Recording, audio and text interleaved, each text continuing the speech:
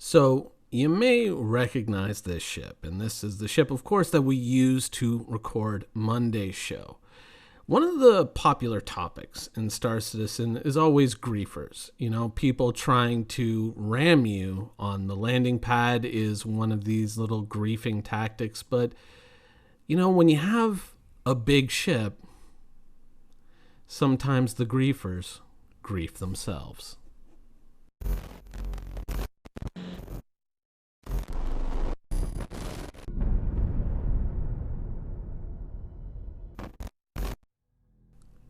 Now, of course, as many of you I'm sure are very much aware, there is a strong temptation to buy a big ship, and it's not just for moments like that.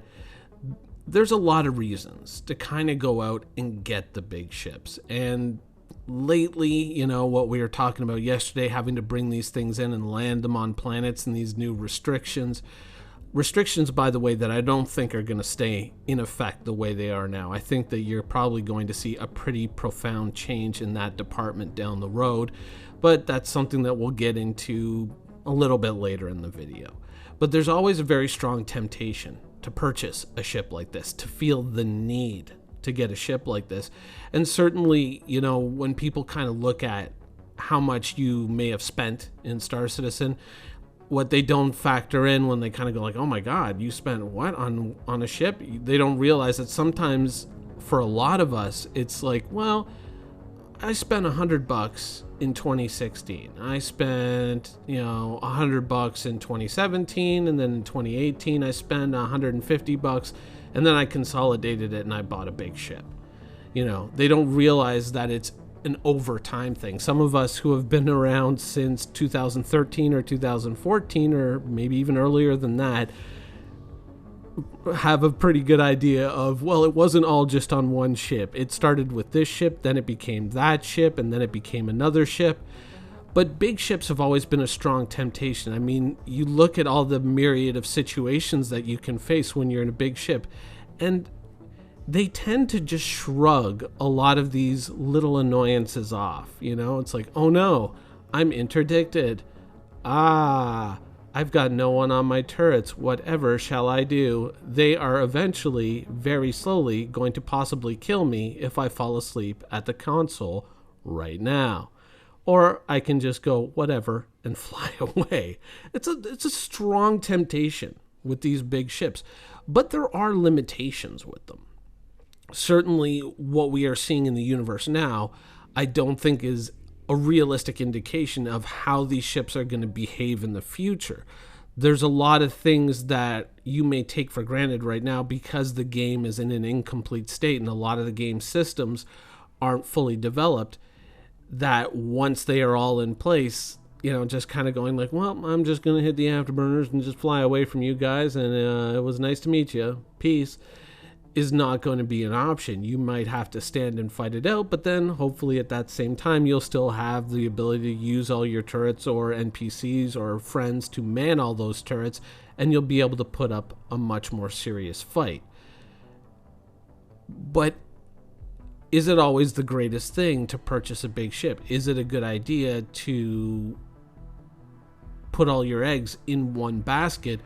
Or is it a better idea to kind of find a middle of the road solution and wait and see what develops?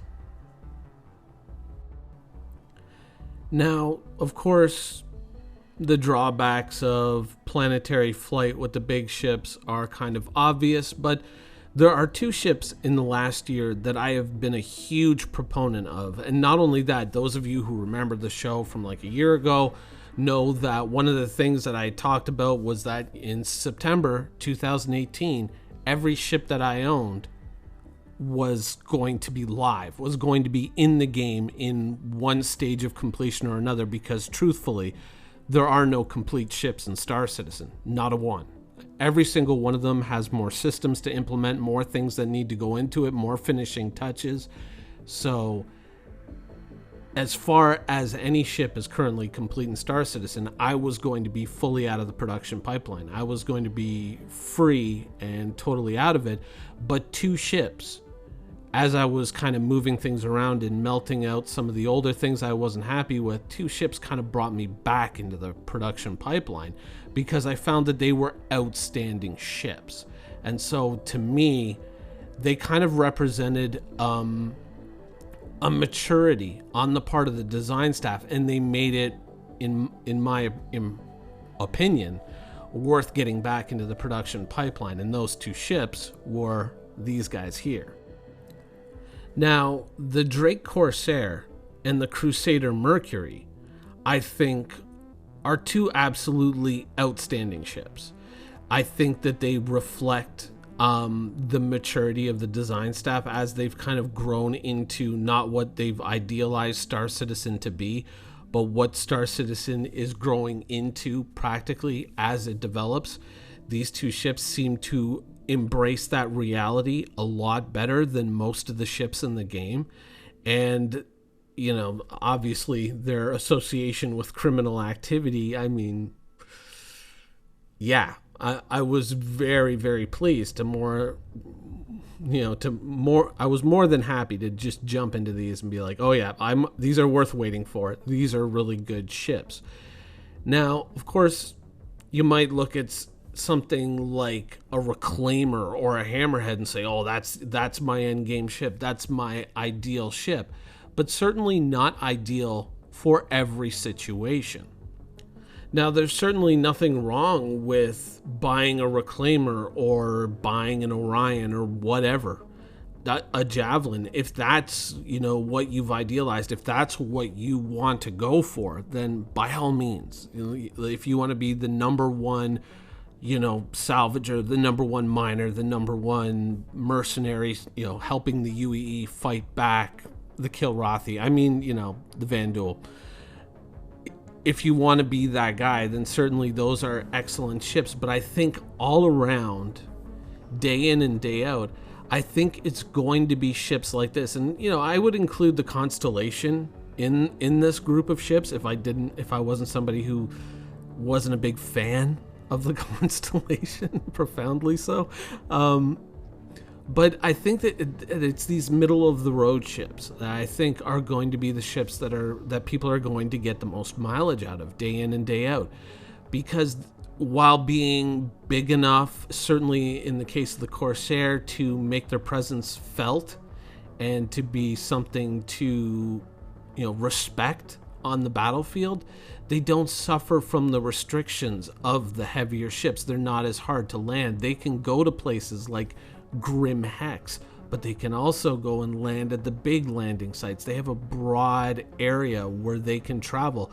They have the most reach into different areas of the game, I find. And I think that practical usefulness is going to be something that makes ships like this, I think, more or less the day in, day out ships that you're going to fly when you're just going around doing whatever you have to do. And when you're maybe thinking, oh, now's my chance to really kind of grind out some money, that's when I get the Orion, the Reclaimer, the Javelin out of the hangar and go use that. But day in and day out, when I don't have a lot of people around to rely on to do different things on my ship, I'm probably going to downsize to something like this. And that's where I'm going to see the most of my gameplay.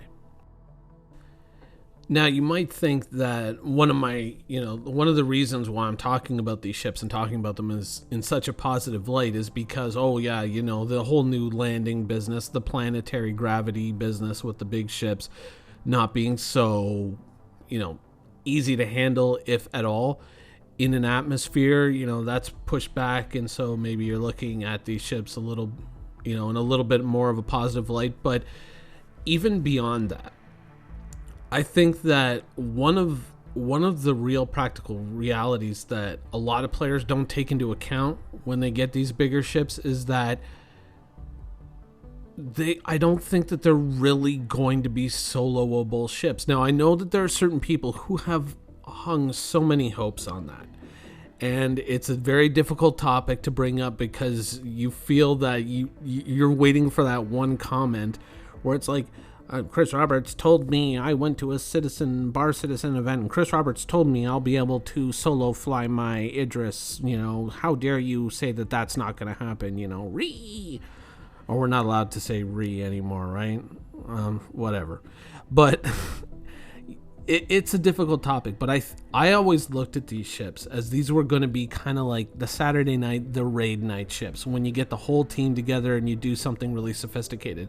I never figured that I was going to be flying around in a reclaimer doing pirate shit day in and day out, but what I did think is that, you know, when I'm going after a caterpillar that's got a full load of cargo, or a starfarer, having something like a reclaimer that's probably got a little bit more oomph and it's got the space to handle all that cargo and strip off any good components is probably going to come in handy from time to time. This isn't a day in, day out ship. This is a special circumstances ship.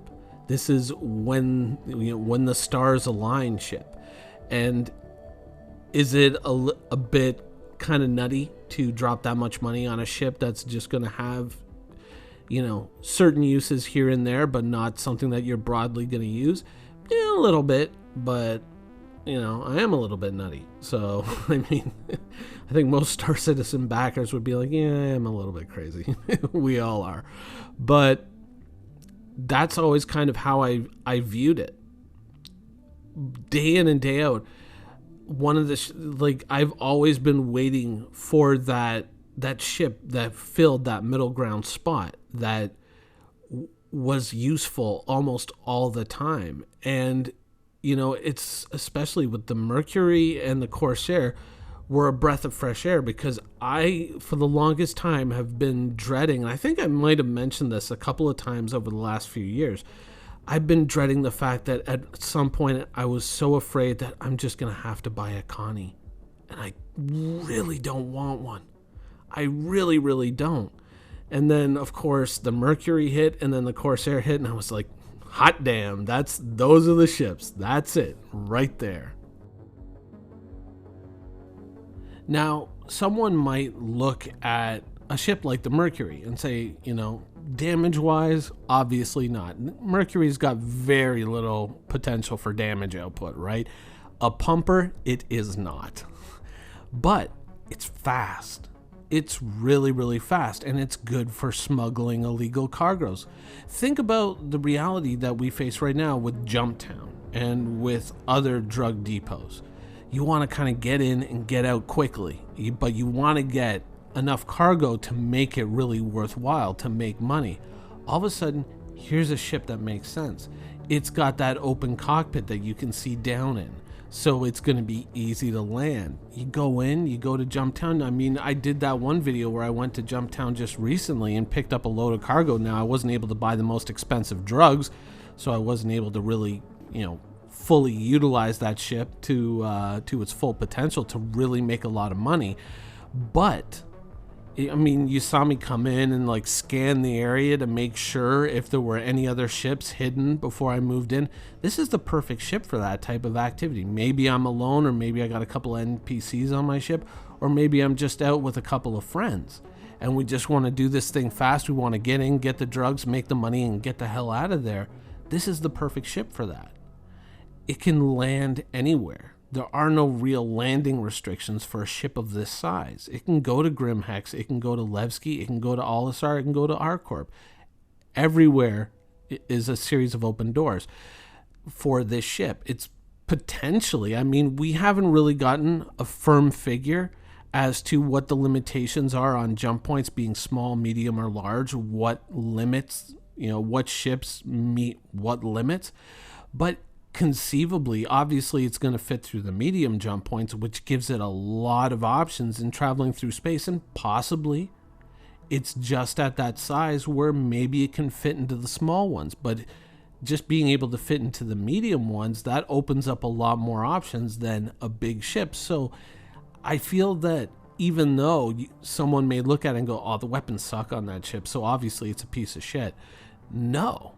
There are so many good things about this ship. And I think that, you know, earlier when I was talking about how it reflects possibly a maturity in the design staff and kind of realizing what Star Citizen is actually becoming instead of what Star Citizen was pictured to be before any of it really existed years ago, I think that this is one of the few ships in the game that really, really suits its role, and beautifully so. Now, does this mean that I'm flirting with the idea of getting rid of all of my big ships? Do I think that you should get rid of all your big ships because of these new restrictions and all that? No. I think practically you're probably going to get more mileage depending on what, of course, you're intending to do in the universe. You're probably going to get more mileage out of the medium ships. But I think that if you look at the new gravity system and the landings of these larger ships, if you think that this system that we have here is permanent, it is not. Because, you know, if you were the game developer and you were saying this is exactly how it's meant to be and this is the way it's going to be going on, you know, my response to you would be somewhat different. I don't think that necessarily this was the product of, you know, rational thinking. I think that this was, in a way, kind of a sneaky way to take a whole lot away from the community to then later give it back to an extent to say that, you know, oh, okay, you're right. We're going to give a whole lot of this back to you, but these other ships, we're going to make sure that you understand that they're not meant to land in atmosphere. I think that it's going to be a little bit easier for ships like the Reclaimer, ships like the Hercules, ships like the Hammerhead and the Polaris to land on planets like this. I think that there's certainly going to be an allowance made so that it's going to be a much more reasonable system, much like I described on Monday.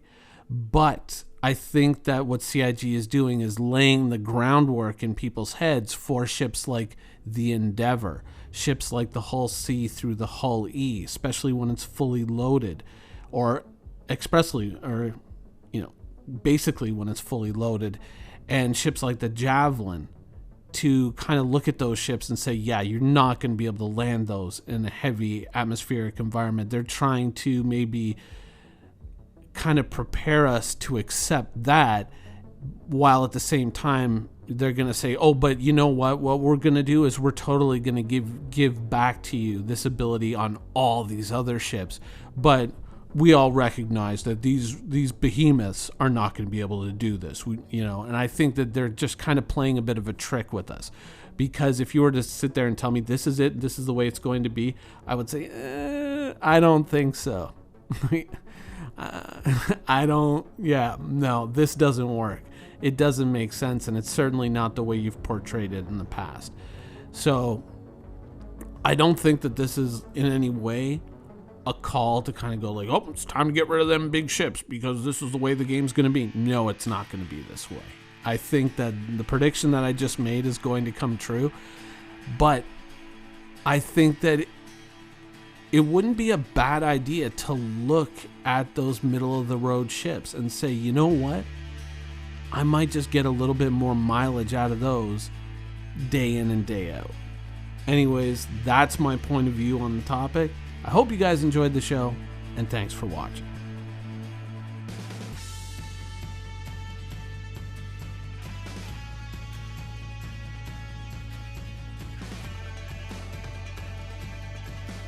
Thank you for watching. So if you want to keep up with the latest and greatest in Star Citizen and Squadron 42's development, please follow us on our social media channels. See you soon.